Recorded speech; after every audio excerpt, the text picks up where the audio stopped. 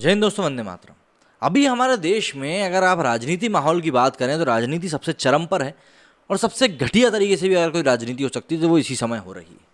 आज एक बार फिर से कश्मीर में बड़ा एक ऑपरेशन करते हुए 3 आतंकियों को ढेर कर दिया गया।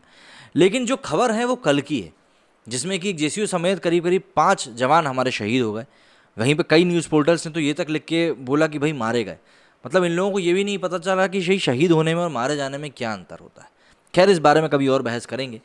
लेकिन मुद्दा ये है कि भाई कश्मीरी पंडित खुद को कहने वाले नेता आज सिर्फ अपनी रोटियों के चक्कर में, जो कि चुनावी रोटियां हैं, अगले साल होने वाले चुनाव को देखते हुए चुनावी रोटियों को सेकने के लिए जो इंसान खुद को कश्मीरी पंडित कह रहा था वो कश्मीर पहुंचकर वहाँ पे उन लोगों को गले बिल्कुल नहीं लगा रहा है जिनके घर के जवान मारे गए, या वो कश्मीरी पंडित जो मारे गए उनके घर वालों को गले नहीं लगा रहा है।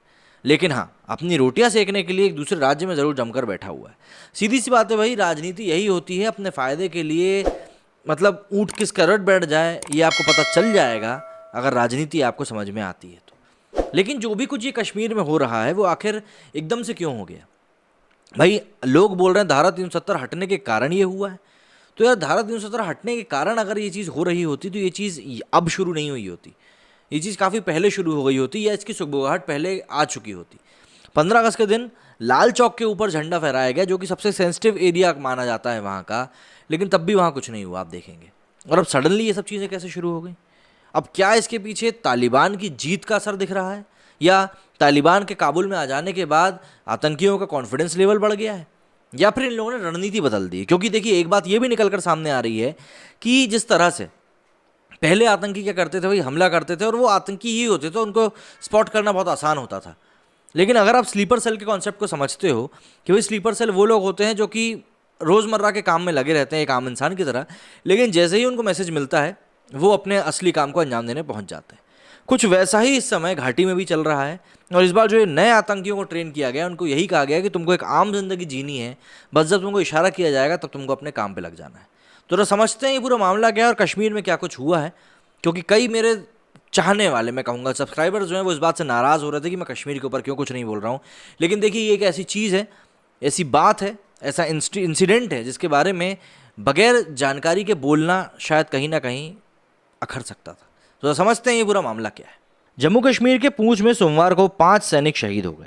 इससे पहले कुछ महीनों में लगातार आम लोग आतंकियों के निशाने पर हैं, उनकी हत्या की जा रही है। ऐसे सवाल उठ रहे हैं कि अचानक पिछले 1 महीने के दौरान कश्मीर और एलओसी पर आतंक कैसे और क्यों बढ़ गया। सिक्योरिटी एक्सपर्ट इसके 2 प्रमुख वजह बता रहे हैं। पहली, अफगानिस्तान में तालिबान की वापसी के बाद पाकिस्तान में बैठे आतंकियों की हिम्मत बढ़ी हुई है और उनका मानना है कि जब वो सुपर अमेरिका को हरा सकते हैं तो कश्मीर भारतीय सुरक्षा बलों को भी मात दी जा सकती है। दूसरा, घाटी में पिछले कई सालों से ये ट्रेंड रहा है कि सर्दी आने से आतंकी घटनाएं और घुसपैठ दोनों बढ़ जाती हैं, क्योंकि 1 महीने बाद बर्फबारी के चलते सीमा पार से आना बेहद मुश्किल हो जाता है। तो इसीलिए वो लोग कंपनसेट करने के लिए सर्दी आने के ठीक पहले एक्टिव हो जाते हैं। जम्मू कश्मीर के पूर्व डीजीपी और सिक्योरिटी एक्सपर्ट एसपी वेद कहते हैं कि एक तरफ माहौल बन रहा है कि आर्टिकल 370 हटाए जाने के बाद से जम्मू कश्मीर में आतंकी घटनाओं में कमी आई है, पत्थरबाजी की घटनाएं कम हो गई, आतंकियों की संख्या भी कम हो गई। दूसरी तरफ तालिबान के आने के बाद से आतंकियों का मनोबल बढ़ा हुआ है। पाकिस्तान की आर्मी और आईएसआई को लग रहा है कि उन्होंने दुनिया पर फतह कर ली है। आने वाले दिनों में आतंकी घटनाएं और बढ़ने का अनुमान है। आईएसआई की कोशिश होगी कि अफगानिस्तान से हथियार और आतंकियों को कश्मीर की तरफ डाइवर्ट किया जाए। और हमें समझना होगा कि सीमा पर पहले जैसे हालात अब नहीं है। अब हमारी सीमा फेंस्ड है, लेकिन सुरक्षा बलों को फुल अलर्ट रहने की ज़रूरत है। कश्मीर ही नहीं, बाकी देश में भी सुरक्षा बलों को अलर्ट पर रहना चाहिए। दरअसल जम्मू कश्मीर में 370 हटाए जाने के बाद 2 साल बाद घाटी में आतंक ने अपना नाम, निशान और तरीका तीनों बदल लिए हैं। आतंक के नए नाम हैं द रेजिस्टेंस फ्रंट यानी कि टीआरएफ और यूनाइटेड लिबरेशन फ्रंट यानी यूएलएफ। उनके निशाने पर हैं ऐसे गैर मुस्लिम जो पढ़ाने लिखाने या बाहर से आकर यहाँ काम कर रहे हैं। उनके निशाने पर वो मुसलमान भी हैं जो सियासी गतिविधियों का हिस्सा रहे हैं या फिर पुलिस में हैं। अब बात बदले हुए तरीके की। आतंकियों की नई पौध AK-47 या ग्रेनेड जैसे हथियारों की जगह अचानक करीब आकर पिस्टल जैसे छोटे हथियारों से अपने शिकार को मार रही है।